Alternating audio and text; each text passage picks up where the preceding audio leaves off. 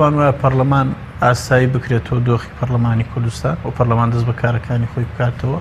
وەکو خۆی بێمەرج چۆن وەکو خۆی بێمەرج وەکو خۆی تاکەی سەرۆکاتی کە هەیە تاخولەکەی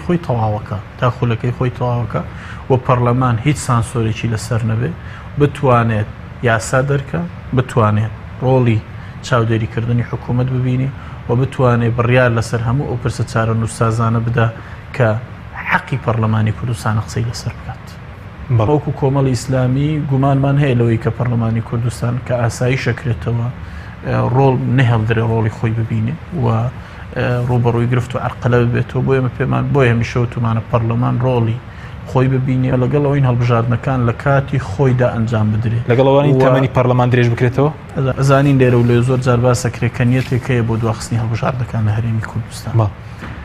و ئێمە بۆ ئەوەش ڕەنگە تەمان داوای زەمانەکەین کە هەڵبژاردن لە هەرێمی کوردستان لە کاتی خۆیدا ئەنجام بدرێت. ئێمە بە تەئکید کە داواکەین هەڵبژاردنەکان لە کاتی خۆیدا ئەنجام بدرێت، یعنی لەگەڵ ئەوە نین وادەی پەرلەمانی کوردستان درێژ بکرێتەوە، یعنی لەگەڵ ئەوە نین هەڵبژاردنەکان دوا بخرن، یعنی لەگەڵ ئەوە نین دامەزراوەکان ببنە دامەزراوەی نایاسایی و خۆیان شەرعیەت بە خۆیان بدنەوە و مافی هینی خۆیان درێژکەنەوە. ئێستا زەمانە نییە بۆی هەڵبژاردن لە وادەی خۆیدا ئەنجام بکرێت. سپاس کە داوای